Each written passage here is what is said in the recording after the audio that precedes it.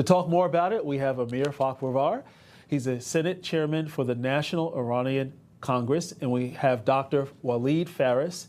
He's a Newsmax foreign policy analyst and a former Trump foreign policy advisor and a co-host for the War and Freedom podcast. Welcome to First Edition.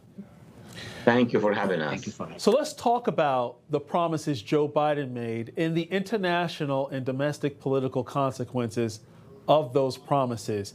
What does it look like in your view, Walid? We'll start with you because President Biden is saying one thing, but his actions are actually leaving a lot to be desired.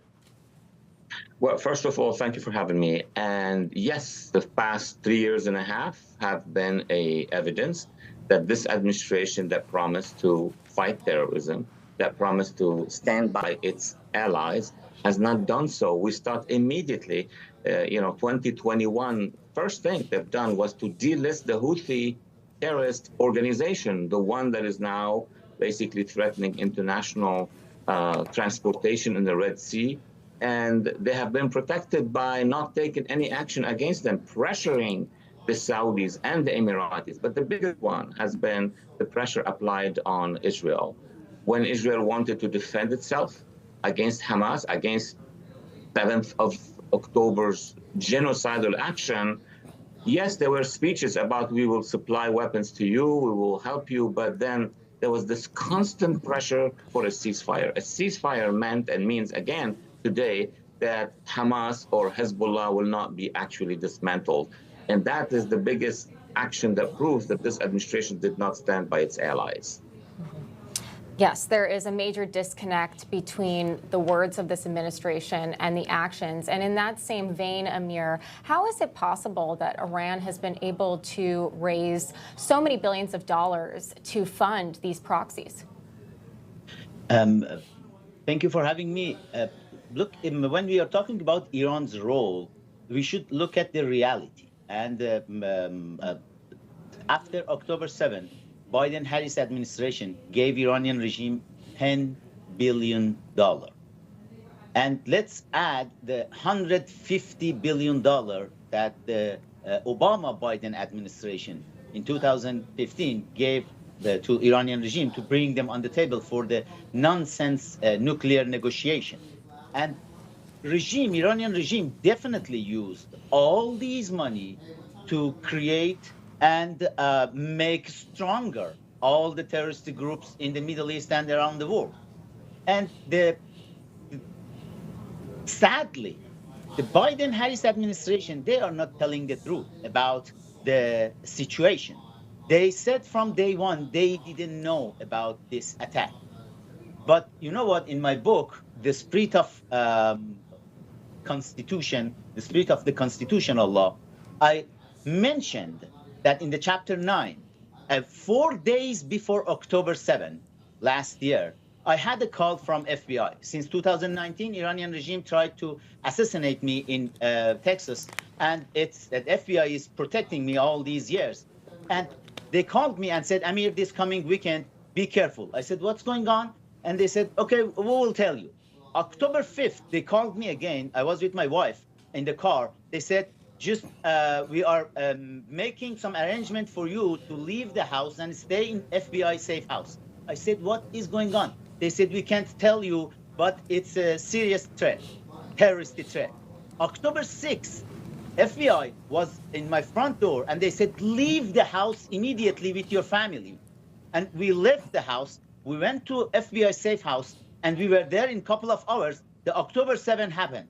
And then I sent a message to them and I said, was it this one? It's huge. They said, yeah, we have been just monitoring the IRGC's conversations, and we realized IRGC is doing a huge terrorist attack somewhere. We didn't know exactly where. That was our job to protect you. You know what?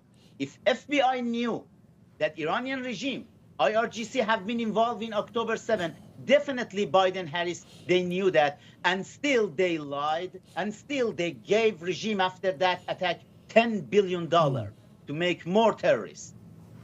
Wow. Whew. That's heavy. You know, Walid, I visited Israel back in 2015, went from the southern part all the way to the north. And I remember in the southern part visiting a kibbutz, and there was nothing more than a simple iron fence that you would see around any average home in America.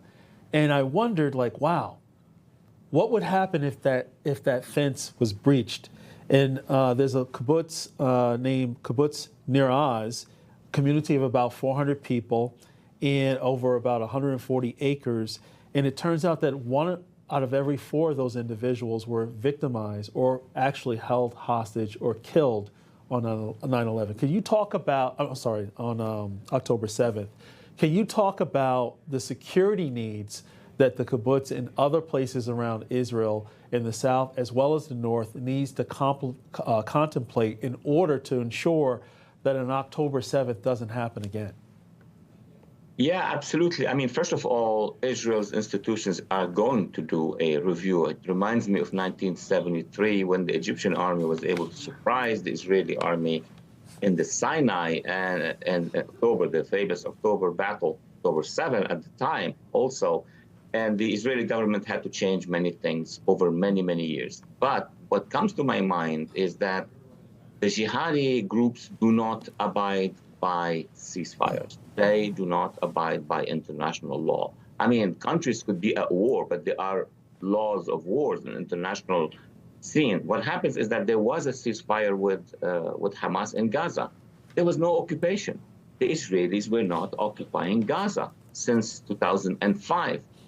For an operation of that size, about 1,400 fighters of Hamas organization to enter Israel like a blitzkrieg, this means that Israel cannot anymore do any ceasefire with an organization that reached every single law of war. And not just that, they didn't target outposts, Israeli army patrols. They knew exactly where they were going. This is a war that is against humanity, and there are international stipulations against it. What the Israelis will have to do is to actually dismantle Hamas in Gaza. That border will remain a border, an international border, but what they need to do is to extract Hamas, and more important than that, replace it with the Arab coalition or the Arab agreement between Israel and UAE, and maybe the Saudis will come, create an alternative inside Gaza. The Abraham Accord will help Israel in the future in that direction. Amir, you were a political prisoner of the IRGC, and we just heard your story of how you're still being threatened in the United States by Iran, much like President Trump is being threatened. Can you talk about a message that you want to convey to the Iranian people as opposed to the regime, which has caused so much destruction?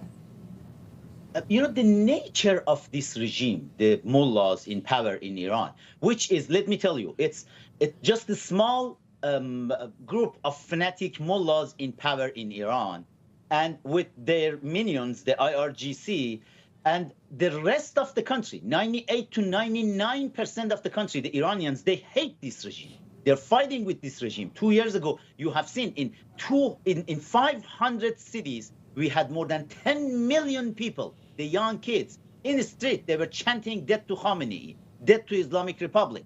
And still the international community, the free world, didn't hear their voice. They're just going to chant with Iranian people. They don't need chant.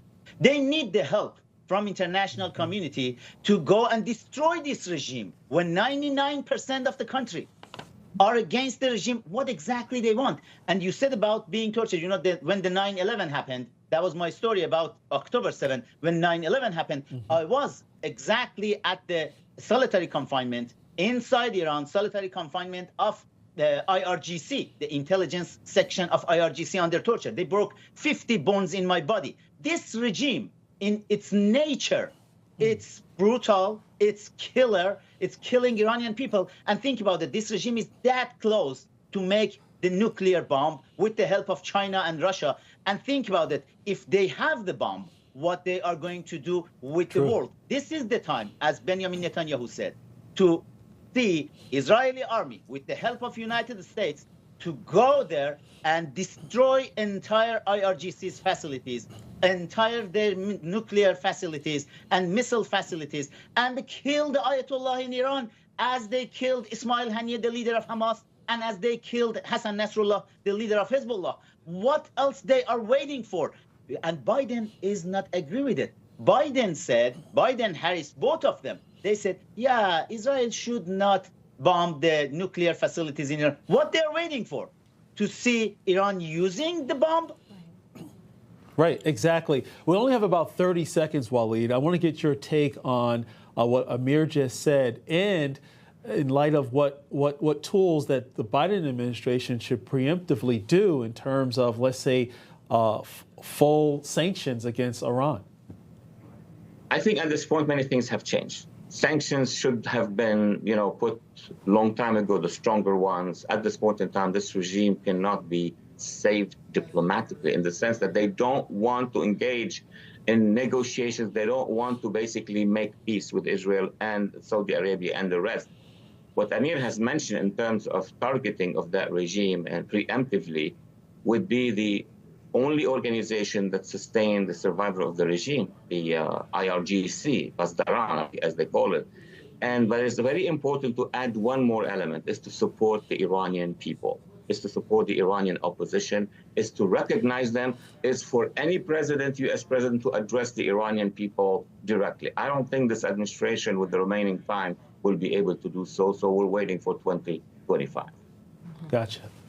Well, Amir Fakhrāvar and Waleed Phares, thank you so much for joining us today on First Edition.